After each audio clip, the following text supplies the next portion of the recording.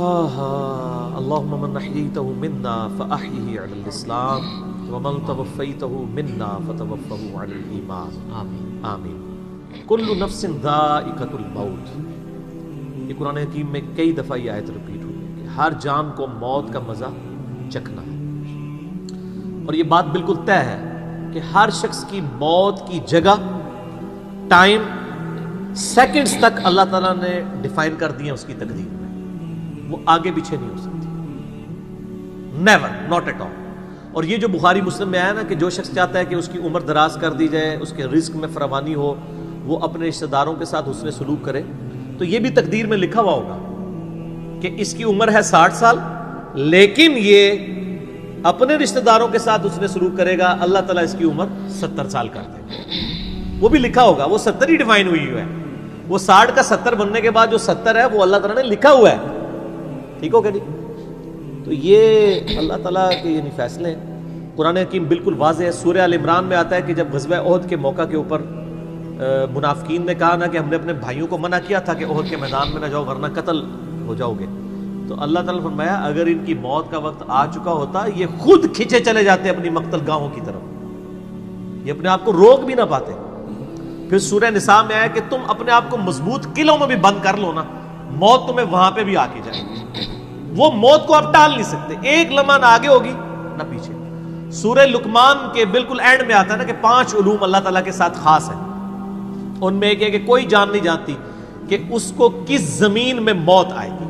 ہاں اللہ تعالیٰ وحی کے ذریعے بتا دے، جیسے مسلم شریف میں حدیث ہے نبی صلی اللہ علیہ وآلہ وسلم نے غزوہ بدر سے ایک دن پہلے زمین پہ لکیریں کھینچ دی تھی بدر کے میدان میں. یہاں کل ابو جہل کی لاش ہوگی، یہاں عتبہ کی ہوگی، یہاں امیہ ابن خلف کی ہوگی. سر اب آپ عمر سیریز دیکھیں نا، وہاں آپ کو لاشیں پڑی ہوئی نظر بھی آئیں. ٹھیک ہو گیا جی؟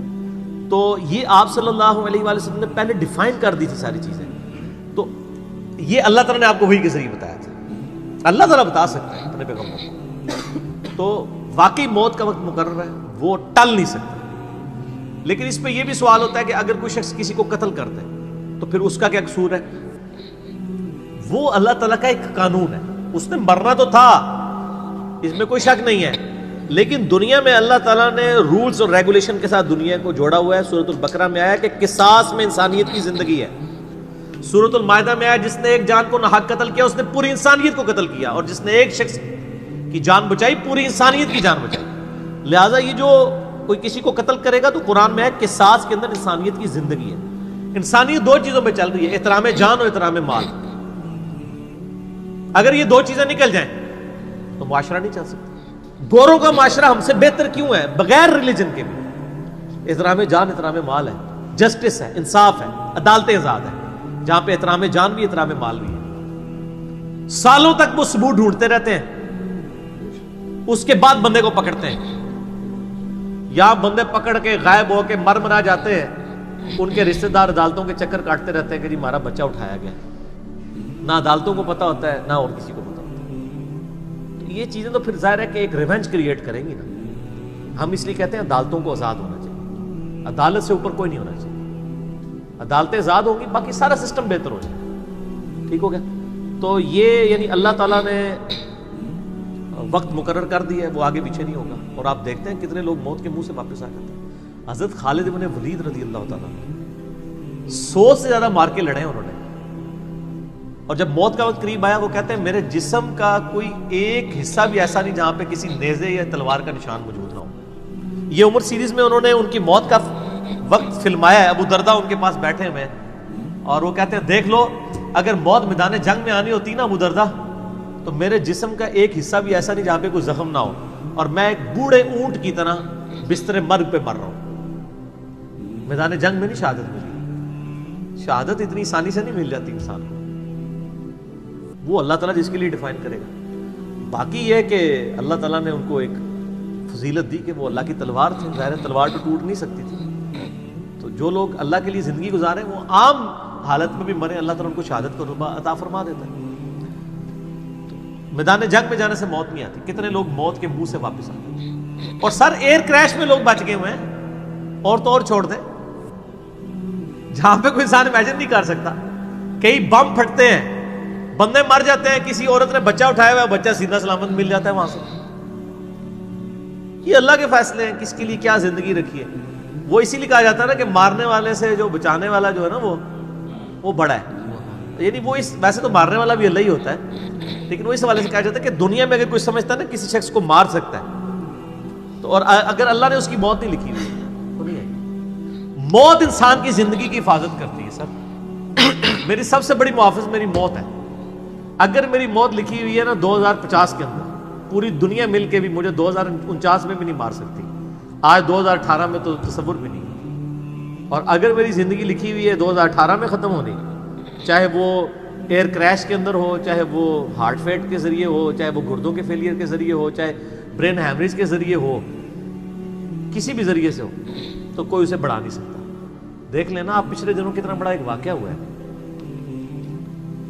یعنی ہمارے پاکستان میں 3 ٹائمز جو پرائم منسٹر رہے ہیں نواز شریف صاحب، ان کی بیوی 1 سال سے زیادہ وینٹیلیٹر کے اوپر رہی ہے. ان کے پاس پیسے کی کوئی کمی تھی؟ علاج کرانے کا کوئی ایشو تھا؟ سب کچھ کروایا، بچا سکے؟ نہیں. غریب آدمی تو کہتا ہے پیسے ہوتے تو شاید بچ ہی جاتا. سر جن کے پاس پیسے ہیں وہ بچا کے بتاتے ہیں. موت کا وقت لکھا ہوا ہے سر، کوئی نہیں ٹال سکتا. صرف پیغمبر کے بارے میں بخاری مسلم میں آتا ہے، عائشہ کہتی ہیں کہ نبی صلی اللہ علیہ وآلہ وسلم فرمایا تھا کہ اللہ تعالیٰ انسان جو پیغمبر ہوتا ہے نا اس کے اوپر یہ آپشن رکھتا ہے کہ وہ چاہے تو ہمیشہ کے لیے زندہ رہے، چاہے اسے موت آ جائے. پیغمبر کے علاوہ کسی اور کے لیے یہ فضیلت نہیں ہے. اور کہتی ہیں کہ بخاری مسلم دونوں میں نے وفات النبی پہ مسئلہ 163 بھی ریکارڈ کروایا، اس میں نے بتایا تھا کہ عائشہ کہتی ہیں نبی صلی اللہ علیہ وآلہ وسلم اپنے موت کے وقت بار بار اوپر سر مبارک یعنی اٹھاتے تھے اور کہتے تھے اللہم الرفیق الاعلیٰ. تو کہتی ہیں میں نے جان لیا کہ حضور اپنی صحت مند زمانے میں کہا کرتے تھے کہ موت کے وقت نبی کے اوپر پیش کیا جاتا ہے، چاہے تو وہ دنیا میں رہے چاہے اسے موت آ جائے. تو مجھے لگتا ہے کہ نبی علیہ السلام پہ اس وقت آفر وہ پیش کی جا رہی ہے اور آپ کہہ رہے ہیں اللہ مجھے رفیق الاعلیٰ کے ساتھ ملا لے. تو میں نے کہا مجھے اب پتہ چل گیا کہ آپ صلی اللہ علیہ وسلم کو یعنی وفات ہو جائے گی آپ کی. یہ نبی کے لیے خاص ہے اور کسی کو کوئی آپشن نہیں ملتا. وہ بخاری مسلم میں موجود ہے نا حدیث، حضرت موسیٰ علیہ السلام کے پاس حضرت اسرائیل علیہ السلام، اسرائیل کا لفظ تو یعنی تفسیر تبری میں اور یہودیوں کے ہاں ملتا ہے، یہ بنی اہل سنت کے ہاں بھی رناؤنڈ ہے. اصل میں لفظ ہے ملک الموت، دونوں لفظ ٹھیک ہے. ملک الموت علیہ السلام حضرت موسیٰ علیہ السلام کے پاس گئے، انہوں نے آگے سے تھپڑ مار دیا، ان کی آنکھ نکل گئی، انسانی شکل میں آئے تھے. تو وہ اللہ تعالیٰ کے پاس شکایت لے کے گئے کہ تو مجھے اس شخص کے پاس بھیج رہا ہے کہ جو مرنا نہیں چاہتا. اللہ تعالیٰ نے فرمایا اس کو جا کے کہو کہ تم جو ہے وہ بیل کی پشت کے اوپر ہاتھ رکھو، تمہارے ہاتھ کے نیچے جتنے بال آ جائیں گے نا اتنے سال بھی زندگی تمہاری اور بڑھا دی جائے، سینکڑوں سال. تو حضرت موسیٰ نے کہا اس کے بعد ان کا اس کے بعد موت، کل نفس ذائقۃ الموت، موت تو سب کو آنی ہے، ایک ہی ہے جسے موت نہیں آنی. یا حی یا قیوم برحمتک استغیث، اے خود سے زندہ اور ہر چیز کو تھامنے والے، باقی وہ سب کو موت آنی ہے. تو انہوں نے کہا پھر بعد میں آنی ہے تو ابھی کیوں نہیں؟ موت نہیں کوئی ٹال سکتا سر، ورنہ پیغمبروں کے لیے ٹل جاتی ہے. وہ پیغمبروں کو جو آفر بھی لگائی گئی ہے وہ یہ نہیں ہے کہ ہمیشہ زندہ رہیں گے، نہیں، قیامت ہے، قیامت میں تو سب کو موت آ ہی جانی ہے. ٹھیک ہے. اور پھر ایک وہ وقت بھی ہوگا جب اللہ تعالیٰ پوچھے گا لمن الملک اليوم، تو کوئی جواب دینے والا نہیں ہوگا، سب کو موت آ چکی ہوگی، سارے فرشتے، جنات، انسان، مخلوقات. اللہ خود ہی جواب دے گا للہ الواحد القہار، سورہ المومن میں آتا ہے. آج کے دن اس واحد قہار کی حکومت ہے. پھر اللہ تعالیٰ پوچھے گا کہاں ہے آج وہ جابر حکمران، بڑے بڑے بادشاہ کدھر ہیں؟ تو اللہ کے لیے کوئی مسئلہ ہے کسی کو یعنی پلک جھپکنے میں مسل دینا؟ تو موت اللہ تعالیٰ نے ڈیفائن کی. اور موت کیا، آپ کو جو تکلیفیں پہنچتی ہیں سر وہ بھی ڈیفائنڈ ہے. قرآن میں وَلَنَبْلُوَنَّكُمْ بِشَيْءٍ مِّنَ الْخَوْفِ وَالْجُوعِ وَالنَّقْصِ مِّنَ الْأَمْوَالِ وَالْأَنفُسِ وَالثَّمَرَاتِ، ہم ضرور تمہیں آزمائیں گے تھوڑے سے خوف سے، بھوک سے، جان اور مال میں نقصان سے، پھر چیک کریں گے کون ہے صبر کرنے والا. اور جو صبر کرنے والا ہے اذا اصابتهم مصیبت قالوا انا للہ وانا الیہ راجعون. تو پھر ان لوگوں کے ساتھ اللہ تعالیٰ ہوتا ہے جو کہتے ہیں ہم بھی اللہ کی طرف سے آئے تھے، اللہ کی طرف چلے جائیں گے، یہ تکلیف بھی آئی تھی الٹیمیٹلی تو چلی جائے گی نا.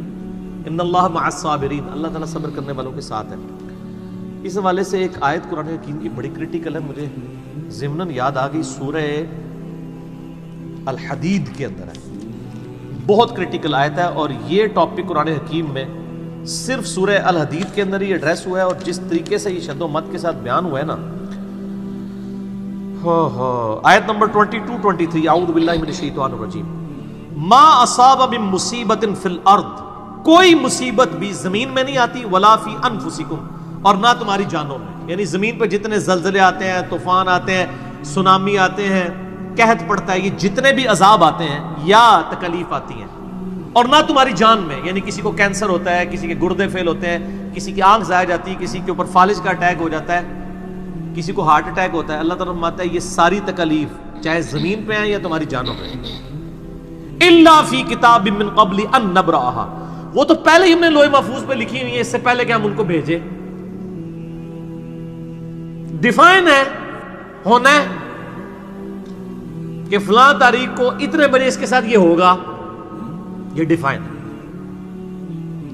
ان ذالک علی اللہ یسیر، بے شک یہ اللہ کے لیے بہت آسان ہے، ٹینشن نہیں لینی کہ یار یہ کیسے ہو سکتا ہے کہ پہلے ہی پتا ہو، اربوں انسانوں کے ساتھ اربوں واقعات، اور صرف انسان نہیں باقی مخلوقات کے ساتھ، اللہ فرماتا ہے میرے لیے تو آسان ہے، لیکن اس کی ریزن بتائیے کیوں ہے، لِكَيْ لَا تَأْسَوْا عَلَى مَا فَاتَكُمْ، یہ ہم نے اس لیے کیا تاکہ جو تم سے بات، جو نعمت تم سے چھن جائے تم اس کے اوپر افسوس نہ کرو، وَلَا تَفْرَحُوا بِمَا آتَاكُمْ، اور نہ تم شیخی بگاڑو جو تمہیں نعمت ملے اس کے اوپر، اچھائی ملے تو یہ نہ کہو بڑا میرا کمال ہے، وہ تقدیر میں تھی، ملنی تھی، اور اگر کوئی چیز چھن جائے تو افسوس نہ کرو، واللہ لا يحب كل مختال فخور، اللہ تعالیٰ کو شیخی بگاڑنے والے پسند نہیں ہے۔ یہ آیت نمبر 22-23 بتا رہی ہے سورۃ الحدید کی کہ زمین و آسمان پہ جتنی بھی تکلیف انسانوں پر، جنات پر، جانوروں پر آتی ہیں وہ ڈیفائنڈ ہے، اور انہی تکلیف میں سے ایک بڑی تکلیف موت ہے، وہ بھی ڈیفائنڈ ہے، وہ کوئی ٹال نہیں سکتا، کوئی کسی کی موت کو ٹال نہیں سکتا، اور نہ کوئی کسی شخص کو موت دے سکتا ہے۔ آپ دیکھیں لوگوں نے کتنی ایفرٹس کی ہیں، خود ہمارے نبی صلی اللہ علیہ وآلہ وسلم پہ کس قسم کی ایفرٹس کی گئی ہیں، اللہ تعالیٰ نے آپ کو کس طریقے سے مکے سے نکال کے مدینے تک پہنچا دیا، اور وہ بخاری مسلم میں بڑی مشہور حدیث ہے، آپ درخت کے نیچے آرام کر رہے تھے، تلوار سائیڈ پہ لٹکائی ہوئی تھی، ایک عرابی آیا دشمن، اس نے موقع غنیمت جانا کہ آپ سوئے ہوئے ہیں، اس نے تلوار اٹھائی اور نبی صلی اللہ علیہ وسلم کے یہاں پہ رکھ دی اور کہا محمد آج تجھے میرے ہاتھوں سے کون بچائے گا؟ تو نبی صلی اللہ علیہ وسلم نے کوئی کانفیڈنس لوز نہیں کیا، ان کو پتا تھا هو الذی ارسل رسولہ بالہدی ودین الحق لیظہرہ علی الدین کلہ، اللہ نے اپنے نبی کے پیچھے اللہ ہے، ان کا اللہ بچائے گا، اللہ جب سنا اس کے ہاتھ کانپنے شروع ہو گئے، اس کے ہاتھ سے تلوار ہی گر گئی، نبی علیہ السلام نے وہ تلوار اٹھائی اور کہا اب تجھے میرے ہاتھوں سے کون بچائے گا؟ یہ بخاری مسلم دونوں میں یہ واقعہ، اس نے کہا آپ تو معاف فرمانے والے ہیں، درگزر فرمانے والے ہیں، تو یعنی آپ کے وہ حسن اخلاق سے پھر متاثر ہوا، مسلمان ہو گیا۔ مسئلہ یہ ہے کہ یہ کانفیڈنس آپ کو ہونا چاہیے۔ بخاری مسلم میں حدیث ہے کہ غزوہ حنین کے موقع پر کچھ صحابہ کی زبان سے نکل گیا کہ بدر میں تو 313 تھے، غالب آ گئے تھے، آج تو ہم 12,000 ہیں، کافر تو بڑے تھوڑے ہیں، اور یہ ذکر سورۃ الانفال میں آیا غزوہ حنین کا، یہ فتح مکہ کے بعد بھی ہوئی تھی یہ جنگ، مشرکین عرب سے آخری جنگ قبیلہ حوازن کے خلاف۔ اللہ کا ماتا جب تم نے یہ جملہ بولا نا پھر تمہیں بھاگنے کی جگہ نہیں ملتی تھی، حوازن کے لوگوں نے جب تیر چلائے تو 12,000 میں سے صرف 80 بندے نبی علیہ السلام کے ساتھ رہ گئے، باقی سب بھاگ گئے۔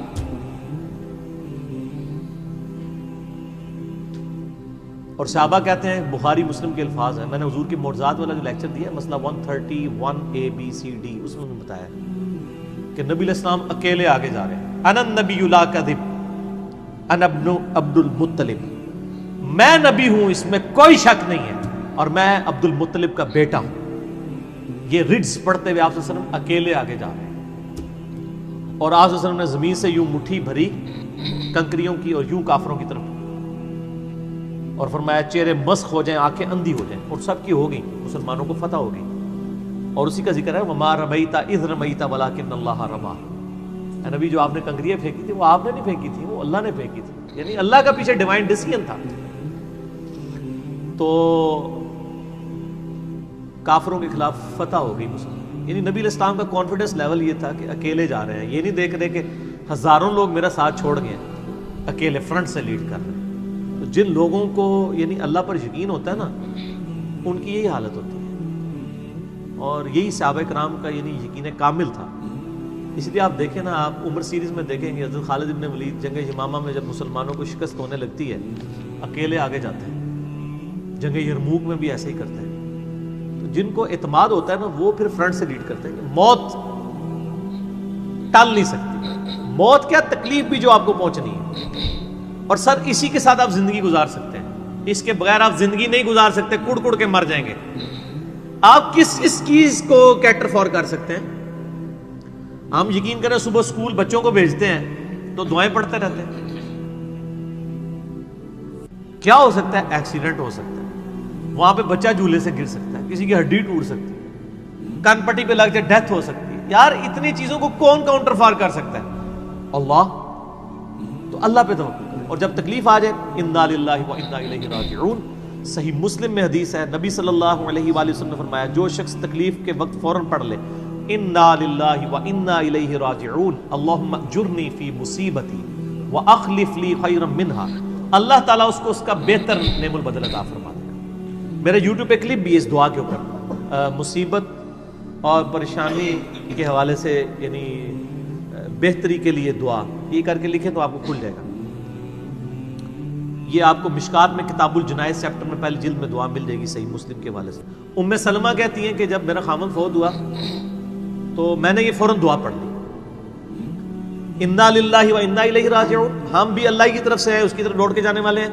اللہم اجرنی فی مصیبتی، اے اللہ مجھے اس مصیبت میں بہتر اجر عطا فرما، واخلف لی خیرا منہا، اور مجھے اس سے بہتر بدلہ عطا فرما دے. کہتی میں دل میں سوچ رہی تھی کہ اس سے بہتر مجھے خامد کیسے مل سکتا ہے؟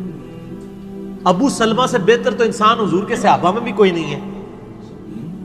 عدت گزاری تو نبی علیہ السلام نے رشتے کا پیغام بھیج دیا، ام المومنین بن گئی. اور ہماری وہ ماں ہے جو سب سے آخر میں فوت ہوئی ہیں، واقعہ کربلا کے بھی بعد فوت ہوئی ہیں، ام سلمہ. واقعہ کربلا ان کی زندگی میں ہوا ہے، ام سلمہ رضی اللہ تعالی عنہا. تو یہ دعا یاد کریں، انا للہ و انا الیہ راجعون. اتنا حصہ تو قرآن میں ہے، باقی صحیح مسلم میں اللہم اجرنی، اللہم اجرنی، یہ جھٹکے سے پڑھنا ہے. اللہم اجرنی فی مصیبتی واخلف لی خیرا منہا. تو باقی ہم تو دعائیں کر سکتے ہیں، باقی صبح شام کے اذکار ہیں، اللہ کی طرف رجوع لائیں. وہ اتنی چیزوں کی حفاظت کرنے والا ہے. باقی سب سے بڑی تو حفاظت یہ ہے جو سورہ غافر میں سورہ المومن میں آیا کہ اصل میں کامیاب وہ ہوا جو دوزخ کی آگ سے بچا لیا گیا. سر دنیا میں آپ کو کوئی کتنا عذاب دے لے گا، الٹیمیٹلی تو موت آ کے آپ کو آزاد کر دے گی. جب فرعون کے دربار میں وہ جو جادوگروں نے کلمہ پڑھ لیا تھا تو اس نے کہا تم نے میری اجازت کے بغیر پڑھ لیا، میں تمہیں تمہارے مخالف سمت کے ہاتھ پاؤں کٹوا کے تمہیں سولی پہ چڑھا دوں گا. تو انہوں نے کیا کہا تھا؟ انہوں نے کہا تو جو کچھ دے گا دنیا کی زندگی میں عذاب دے سکتا ہے نا، کوئی شخص کسی کے مرنے کے بعد تو اسے عذاب نہیں دے سکتا نا. وہ لاش تو وہ لاش ہی پڑی ہے نا، اصل چیز تو روح تھی نا. تو تیرا اختیار تو دنیا کی زندگی تک ہے. تو یہ کانفیڈنس لیول ہونا چاہیے کہ کوئی کسی شخص کو کتنی تکلیف دے لے گا، موت تو پھر بہرحال تکلیف سے آزادی کا ذریعہ بن جائے گی. اگر پھر اللہ کی مرضی کی زندگی گزاری ہے تو آزادی کا ذریعہ ہے. ورنہ اب تو کہتے ہیں کہ مر جائیں گے، مر کے بھی نہ چین پائے تو کدھر جائیں گے. تو سر یہ لوگ تو کہہ دیتے ہیں نا مر گئی تو جان چھٹی، نہ، مرنے تو بعد جان پھڑی گئی. چھٹی اس کی جس نے دنیا اللہ کی مرضی کی گزاری، جس نے دنیا اپنی مرضی کی گزاری تو اس کی جان تو پھر مرنے کے بعد اور پھنس گئی. ٹھیک ہو گیا جی. تو موت کا وقت مقرر ہے، کوئی نہیں ٹال سکتا.